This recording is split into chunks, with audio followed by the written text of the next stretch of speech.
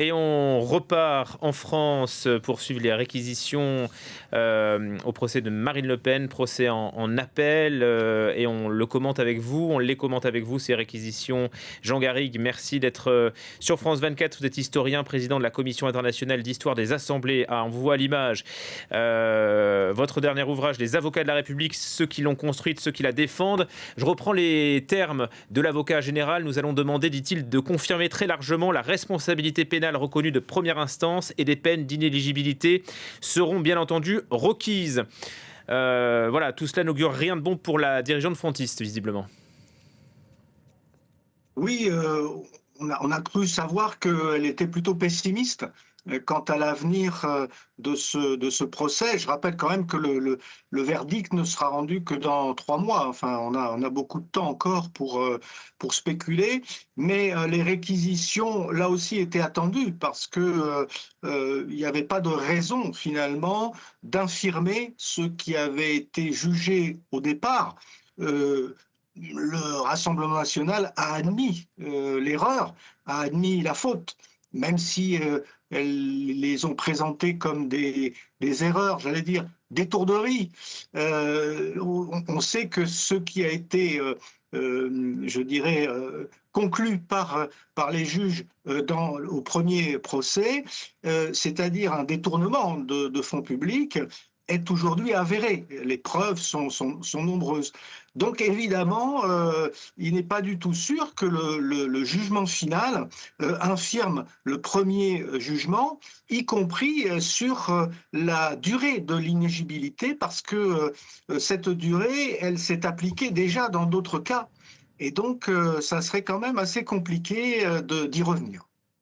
Même si Marine Le Pen, là, c'est ce que dit la presse depuis le début de la reprise et le début de ce procès en appel, a développé une stratégie beaucoup moins vindicative, plus conciliante, disons.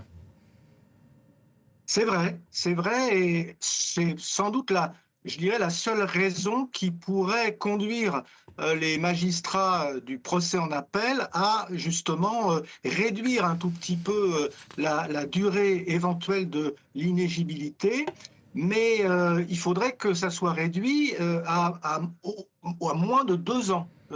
Et ça n'est pas évident. Si l'inéligibilité est pour 3 ans, 4 ans, bah, ce sera toujours une manière d'empêcher Marine Le Pen d'être candidate. J'ajoute que si de toute façon la peine en tant que telle est maintenue, ou même si elle est un peu réduite, Marine Le Pen se trouverait conduite soit à aller en prison, soit à porter un bracelet électronique.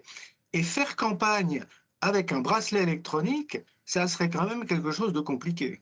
Il lui reste aussi, si le jugement est confirmé, un pourvoi en cassation. Est-ce que ça, c'est jouable aussi au niveau de timing?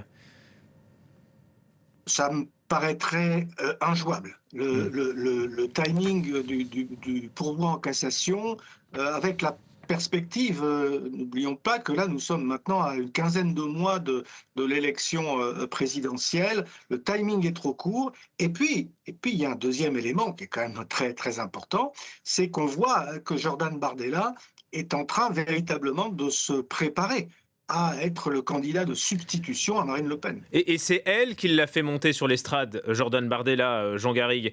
Est-ce que c'est étonnant quand on connaît la politique française, Marine Le Pen qui adoube son dauphin alors qu'elle n'a aucune certitude sur son avenir à elle? C'est vrai, c'est quelque chose d'assez inédit dans la politique française. Nos présidents de la République ont été réputés pour refuser de mettre ou d'adouber un dauphin. Même le général de Gaulle répugnait beaucoup à laisser Georges Pompidou lui succéder. Et par la suite, ça a toujours été le cas. On se souvient que François Mitterrand n'a pas beaucoup aidé Lionel Jospin, etc., etc. Donc effectivement, c'est assez unique dans l'histoire politique de voir une chef de parti comme ça, fondatrice du Rassemblement national, laisser la place, ou en tout cas laisser une hypothèse à son dauphin, à quelqu'un qu'elle a au fond fabriqué, puisque c'est vraiment elle qui a fait monter Jordan Bardella, qui l'a conduit à la présidence de son parti. Donc ce serait quelque chose de tout à fait inédit, mais répétons-le, qui serait obligatoire dans plusieurs cas de figure aujourd'hui. Et vous le disiez, les Français et surtout les électeurs du RN ont intégré l'idée que Bardella pouvait les représenter en 2027. C'est risqué pour l'avenir du RN, surtout si Marine Le Pen peut se présenter au final? Ah oui, c'est une vraie prise de risque. D'abord, si Marine Le Pen se présente au final, je pense que ça ne posera aucun problème aux militants et aux partisans du Rassemblement national. Ils la suivront de toute manière, comme ils suivront Jordan Bardella.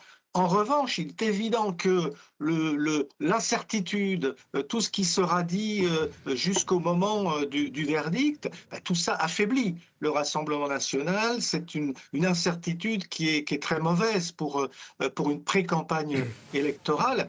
Et puis, il se pose aussi la question du meilleur des candidats, c'est-à-dire qu'on a d'un côté quelqu'un qui a beaucoup d'expérience, qui est Marine Le Pen, un autre qui n'en a pas de ce type de campagne, qui est Jordan Bardella, dont la jeunesse peut être un facteur négatif, mais qui en revanche peut être mieux à même que Marine Le Pen à séduire un autre électorat, un électorat conservateur, plus traditionnel. On voit bien que l'idée de l'union des droites, dont même Nicolas Sarkozy a parlé, est une idée qui, je dirais, s'adapte beaucoup mieux à Jordan Bardella qu'à Marine Le Pen. Donc on a d'un côté comme de l'autre des avantages ou des inconvénients. Et Et c'est il va pour ça falloir aussi trancher à un moment. et c'est pour ça aussi que Jordan Bardella se rapproche de l'autre héritière du lepénisme, Marion Maréchal. Oui, mais il est certain que Jordan Bardella se rapproche aussi bien d'ailleurs de Marion Maréchal que de certains élus de la droite républicaine, et que éventuellement Sarah Knafo et Reconquête pourraient être intéressés par cette union des droites. Donc c'est vrai que s'il y a une possibilité d'union des droites, elle se fera plutôt avec Jordan Bardella qu'avec Marine Le Pen. Ça me paraît incontestable en l'état actuel des choses. Merci beaucoup, Jean Garrigue, de votre présence à l'antenne sur France C'est à vous. 24. Les avocats de la République, ceux qui l'ont construite, ceux qui la défendent, votre dernier ouvrage.